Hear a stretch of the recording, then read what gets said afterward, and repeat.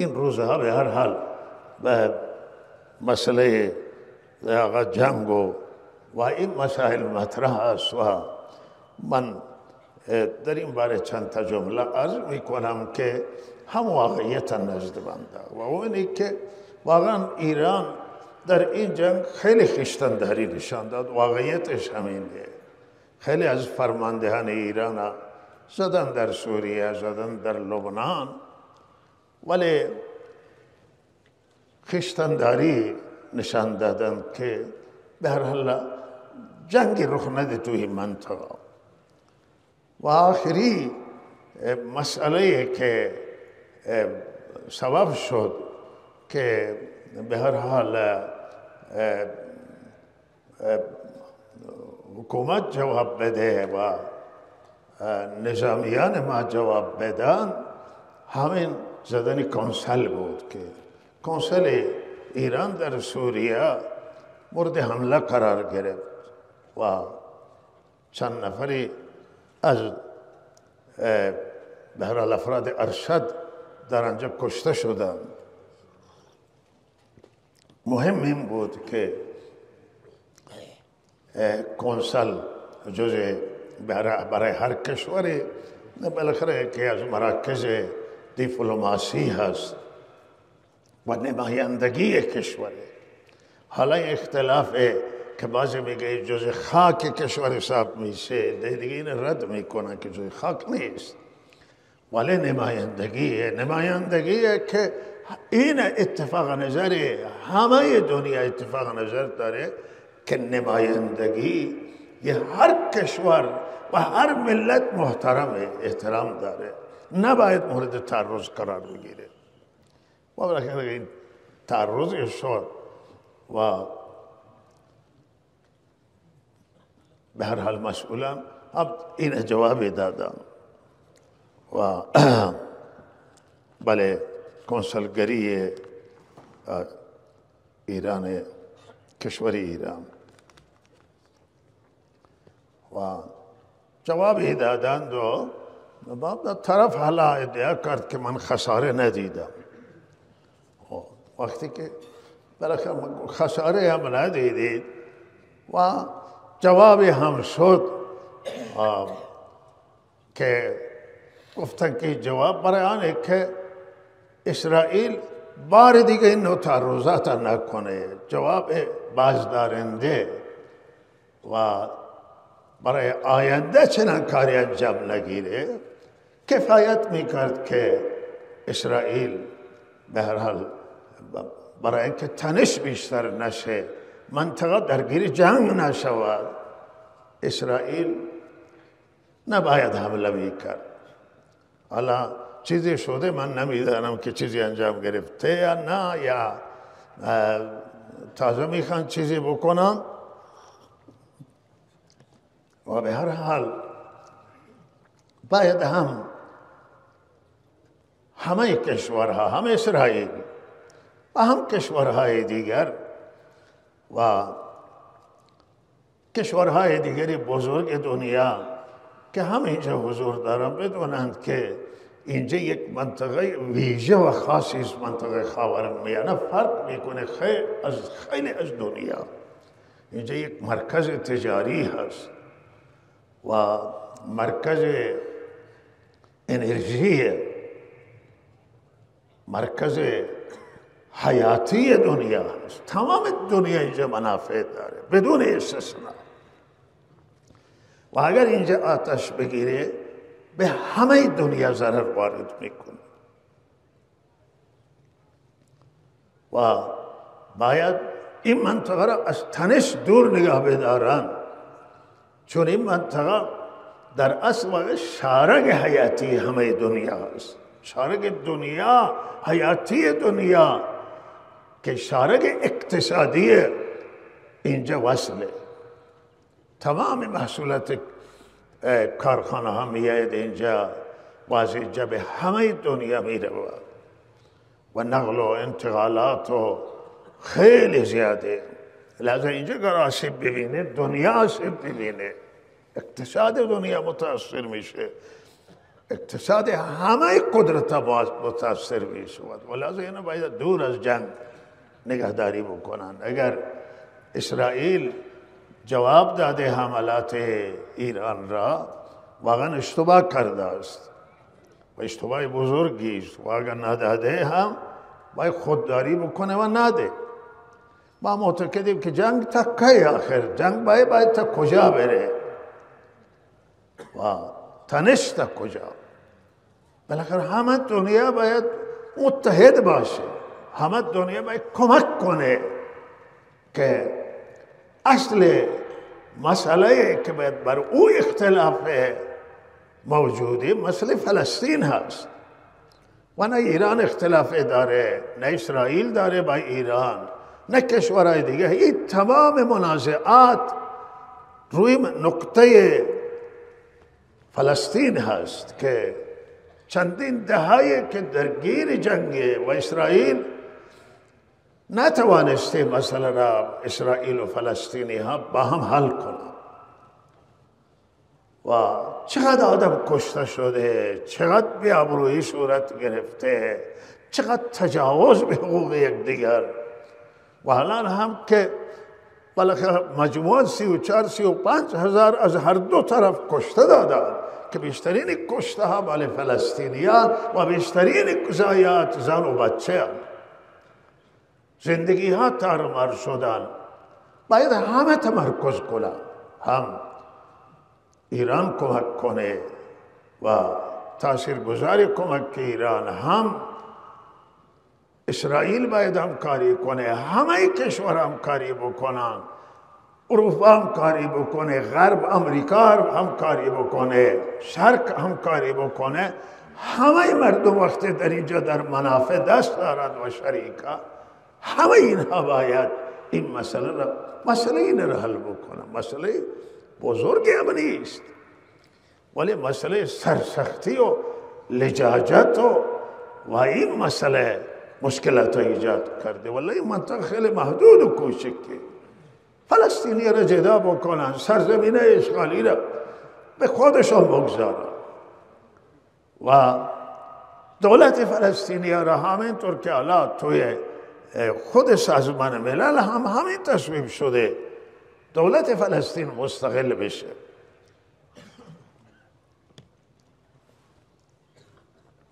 ولی هذا مسئله تمام حل. هیچ دعوای دیگه توی منطقه اصلا وجود نداره. منطقه امن میشه، به نفع همه دنیا میشه، به نفع فلسطینیانه، به نفع اسرائیل، به نفع همه طرف هست. و یک اختلافی که دیگه هیچ رای نداره، یک طرف نمیتونه دیگری رو نابود کنه و صلاح نیست که دیگری رو نابود بکنه. بالاخره یک راه حل عادلانه بشینن، فیصله عادلانه، فصل عادلانه که حق کسی ضایع نشود. بالاخره این فیصلهش خیلی آسانه. کاش که اینا میگذاشتن برای مردم میگذاشت. اگر برای مردم میگذاشت حلش آسان بود. ولی سیاستمداران و قدرتمندان اونجا واردن، کار کسی دیگه نیست و خیلی مسائل پیچیده قابل حله. این مسئله خیلی قابل حله. هر کسی حق و حقوق دیگران تسلیم بکنه، عدالت را قبول بکنه، انصاف را قبول بکنه، حق را قبول بکنه، مثلا فیصله بشه. و ما به همه طرف ها توصیه میکنیم، به همه طرف ها و به همه مردم منطقه که به نوع درگیره، به همه احزاب و گروه ها که جنگ متوقف بشه، جنگ فایده نداره. آتش بس فوری را باید اسرائیل قبول بکنه و دنیا اسرائیل متقاعد کنه که آتش بس قبول بکنه و بشینه این مسئله را و فلسطین را، سرزمین های فلسطین را برای فلسطینی ها بگذارن و اونجا بالاخره اونها خودشون همین که الله خودگردانی دارن ولی محدوده. ولی باید دولتشو مستقل باشه، سرزمینه‌اشو مستقل بشن و بالاخره این مسئله مرزا مشخص بشه و عادلانه و مسئله تمام بشه. این مسئله اولی بود. و جنگ واقعا خاورمیانه الان تحمل جنگ نداره، واقعا منطقه نه خاورمیانه، توی دنیا الان شرایطی است که جنگ دنیا برداشت نمیکنه، مخصوصا خاورمیانه با این شرایطی که داره به هیچ صورت تحمل جنگ نداره. جنگ برای همه ضرره، برای همه نقصانه و همه باید از جنگ و تنش بفرایزد و بالاخره به گفتگو عادلانه و به حل و فصل عادلانه و منصفانه و رعایت کردن حقوق یکدیگر، احترام یکدیگر. مسائل کل دنیا مسائل خودشون را، مسائل کلی را عرض می کنم.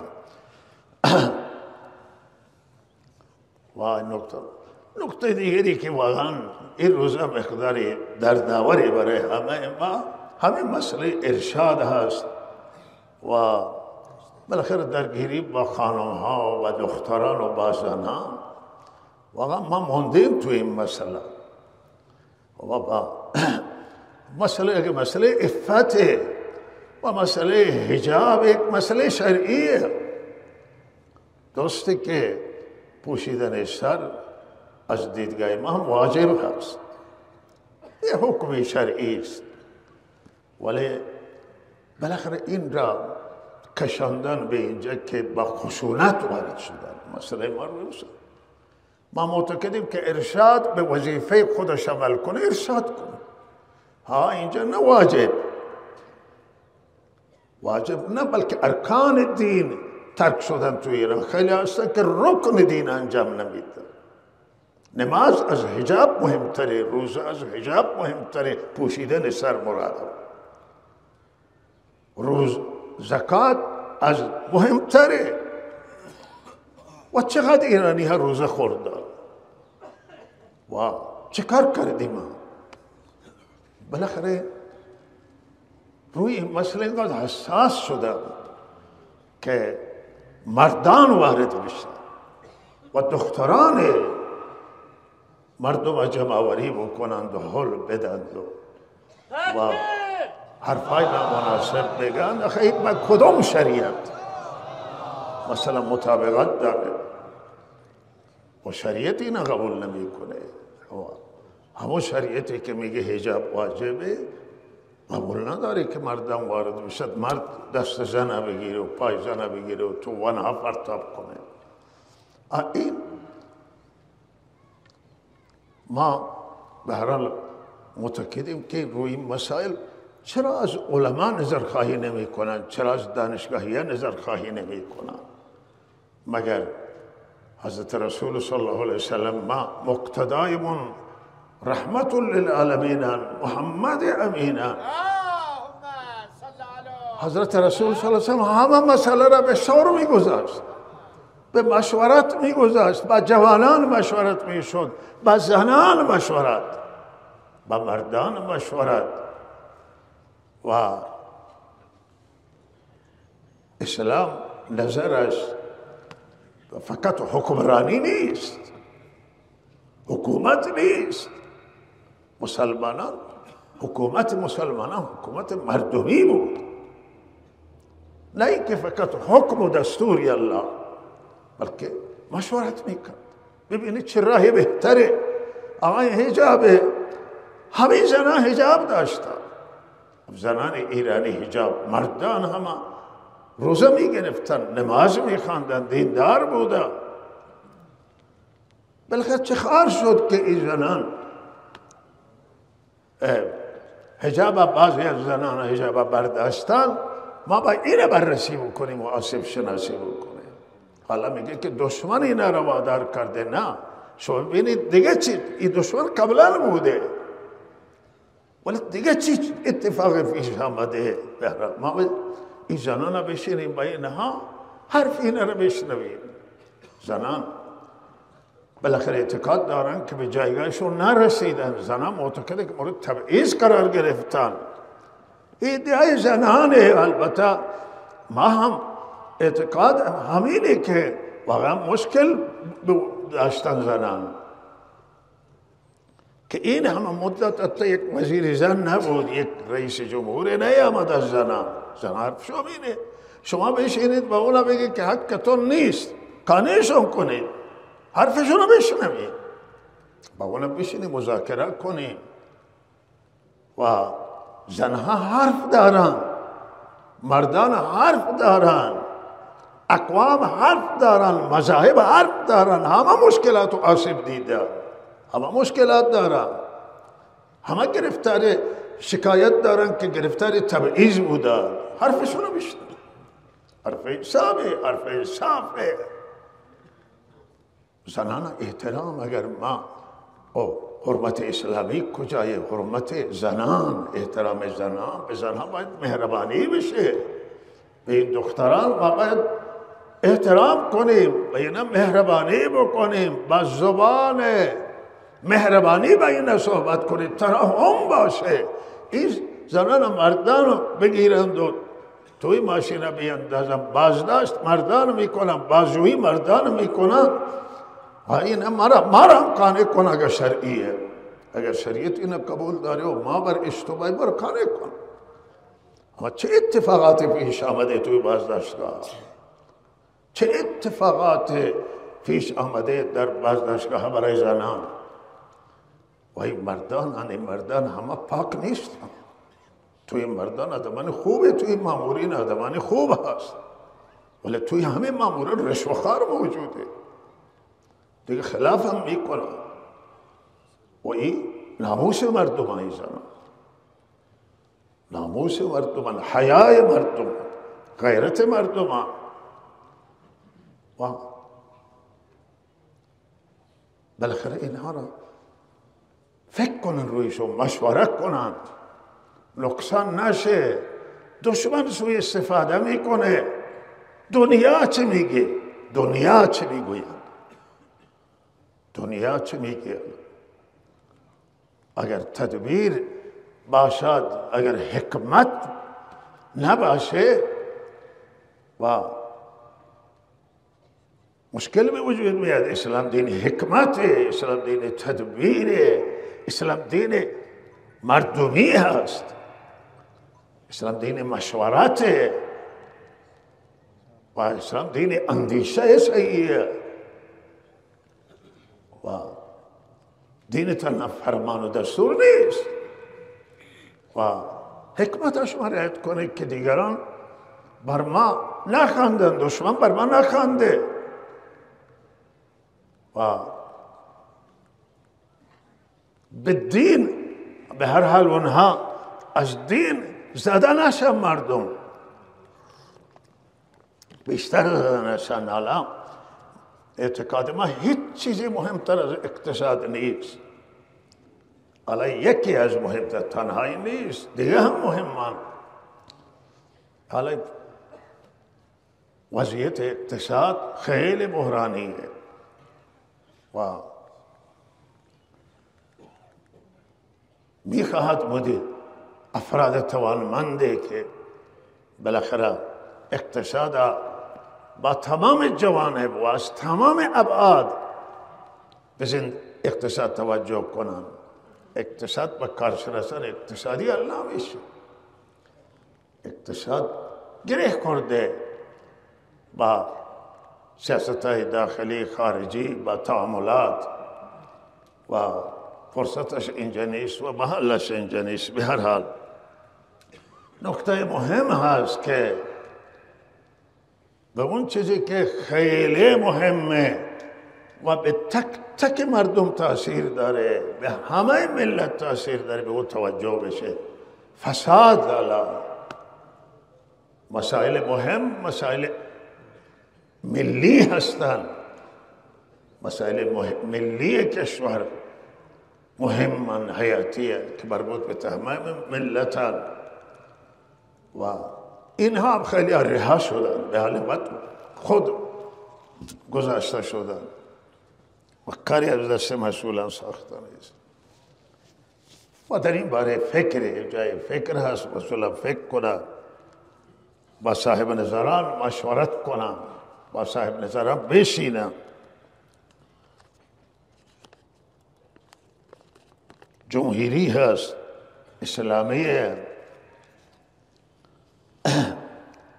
به هر حال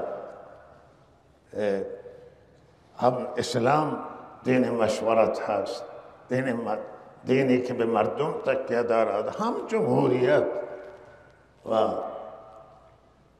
مشترکات امام با دموکراسی مشترکات اصل اسلام و خصوصا قرائت ما با دموکراسی خیلی همخوانی دارد.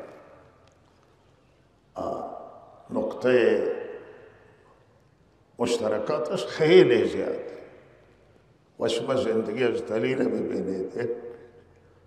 کسی که ببینی خیال میکنه که جهم دموکراسی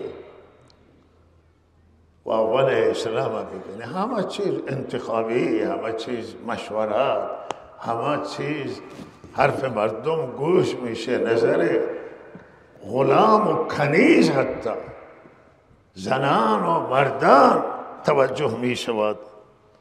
الله تعالی توفیق ما امیدواریم که به هر حال این گشت ارشاد به اصل موضوعش برگردونن که ارشاد بکنه و زنان را به این صورت جمع نکنن از خیابانها. و حرمت زنان حرمت جامعه هست، حرمت همه هست، حرمت خود مسئولانه، حرمت همه، حرمت رعایت بشه، احترام رعایت بشه. و الله تعالی توفیق عمل عنایت کند و جز خیر ما دیگه مقصدی نداریم، دیگه هیچ چیزی نیست و تنها مسئله خیره. این هفته رحمتی سرازیر شد، رحمت من ربک، بارانی که واقعا رحمت و چندی سال این باران نیامده بود، باران خیلی وسیع و فراگیر، خصوصا توی استان، توی کشورم بوده ولی توی استان که اطلاعات ما بیشتر هست الحمدلله خیلی وسیع. و بعضی جا سیل بردگی بوده ولی سیل بردگی ها به اون شدت سابق نبوده و این بار قسمت دیگر از سیل گرفته، قسمت های شمال همون جنوبی و غربی استان امارات، زرابات، کنارک، این قسمت ها، ولی خساراتش کمتر بوده الحمدلله. ولی طوفانی بود، دریای آب سرازیر بود و بعضی جا چون صدها را جلوتر تخلیه کردن. گزارشی که ما داریم این سیل این برآمد ضررش کمتر بود در اون قسمت ها، در قسمت های دشتیاری و در قسمت های بله عرض حضور شما اون قسمت های دیگه تخلیه نکردن، اونجا ضرر وارد شد. کهیر، منطقه کهیر و کنارک این مسئولان بعضی هستن که مدیریت ندارن متاسفانه. او سال مازندران استان گلستان هم سیل برد از دست همین افرادی که آب در دست او بود، گفته آبا تخلیه کنه، نکرد چون آبا می پروشن. بازه این قسمت هم گفتن بسیاری نقلمینه که آقا داره باران میاد، هواشناسی پیشبینی میکنه، داره خیلی جهارت که این سیستمی که داره میآید میبرد. بعضی جا که توجه کردن خوب بهتر شده، بعضی جا نکردن بدتر شده. با این نوع مسئولان به نظر ما باید اینها بازخواست بشه. هر مسئول که به وظیفهش رسیدگی نمیکنه مردم ضرر میرسانه، نقصان میرسانه، باید بازخواست بشه، بازجویی بشه، نه محاکمه بشه که به مسئولیتش چرا عمل نکرده است. و به هر حال این بار همه را افتادن که به اینا کمک کنه. الحمدلله هم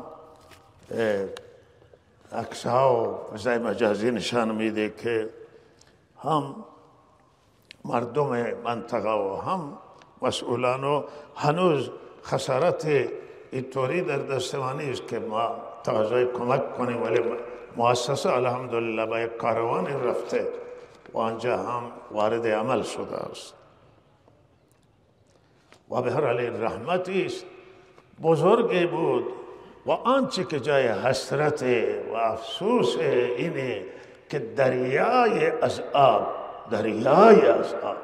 آب نه دریا، بالاخره رفت به دریا ریخت و یا بالاخره از مرزها خارج شد و از دسترسی مردم رسته خارج شده، اما مگر یک چیزی که مانده باقی و بعد تشنگی مردم شروع میشه، بعد بیابی مردم شروع میشه. اگر این آب مدیریت میشد و اگر این آب نگهداری میشد و تدبیر نگهداری هزینه زیاد نمیخواد، تدبیر میخواد.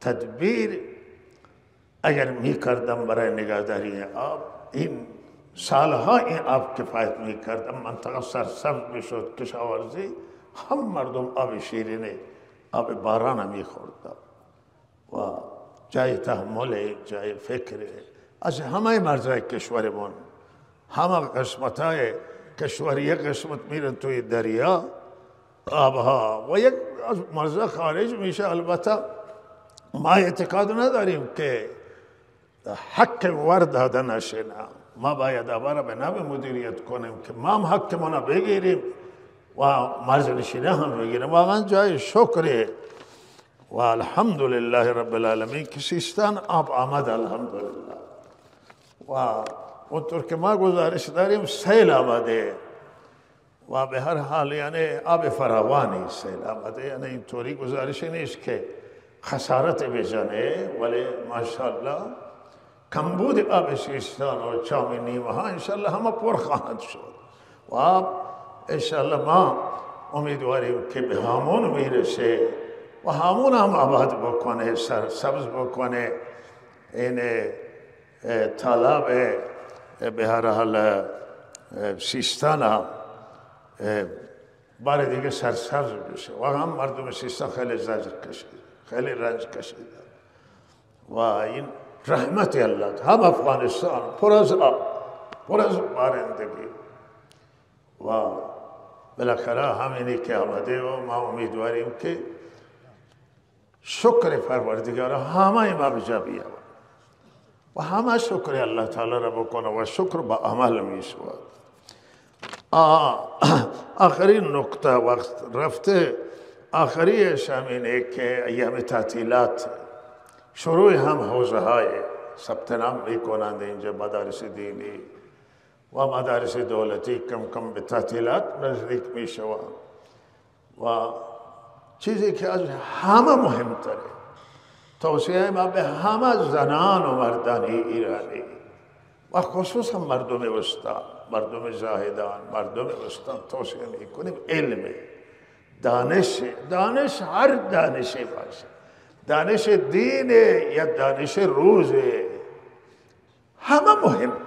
علم گم شده بشر و مایه رشد و ترقی و بالندگی بشر، به علم توجه کنم بشر و برن دنبال دن خانواده ها، مادران و پدران، برادران بزرگتر و خواهران بزرگتر، خواهران و برادران کوچک در نظر بگیره. فرزندانتون شما رها نکنید، به کارهای دنیا مشغول نکنید و گرفتار این موبایل ها و برنامه ها نباشند، گرفتار ماهواره و تلویزیون نشوند، بلکه اینها برن دنبال دانش و علم. فرزندانتون که از مدارس آموزش پرورش فارغ می شوند، معلم برای اینها بگذارید و تقویت کنید درسای اینها را، کار کنید رویشون برای آنکه بتوانند در کنکور هم موفق باشند نیاز دارن این به هر کار نیازه، به برنامه ریزی نیازه، اینا نیاز به تقویت دارن. ایام تعطیلات ایام تقویت باشه و ایامی که قرآن یاد بگیرن، دروس دینی هم شروع شود و شما نیاز دارید به قرآن عظیم الشان، شما نیاز دارید به احادیث حضرت رسول صلی الله علیه وسلم، نیاز دارید به دین ابراهیمی، نیاز دارید به دین محمد رسول الله، نیاز دارید. بشر نیاز بشره و فرزندانتون ثبت نام کنن، درس بخونن، قرائت بخونن، تجوید بخونن، قرآن حفظ بکنن، قرآن شناسی، علم یاد بگیرن، دانش یاد بگیرن و این خیلی حیاتیه، خیلی حیاتیه. بار دیگه توصیه میکنم که بهترین خانواده همون خانواده که برای فرزندانشون رسیدگی بکنه، توجه داره برای تحصیلشون، علمشون. شما سرمایه منو شما جمع میکنید برای فرزندان، اگر فرزندان تربیت صحیح نشن، خود فرزندان کار نشود، چه بسا که سرمایه ها به هدر بید، فرزند معتاد بشه، فرزند خلافکار بشه، خیلی نقصان بزرگ. هیچ سرمایه بعد از ایمان و دین بالاتر از فرزندان شما برای شما نیست. سرمایه اصلی شما فرزندان شما، سرمایه اصلی شما مال نیست، پول نیست و سرمایه مالی نیست. فرزندان شما که جای شما را میگیره، نور چشم شما، گوشه جگر شما، فرزندان شما. الله تعالی توفیق کنه. یک توصیه که بنده به همه طرفات دارم اینه که من اینو گفتن که آتش بس فوری و یک نکته از من ماند، آتش بس فوری و آزادی گروگانهای فوری.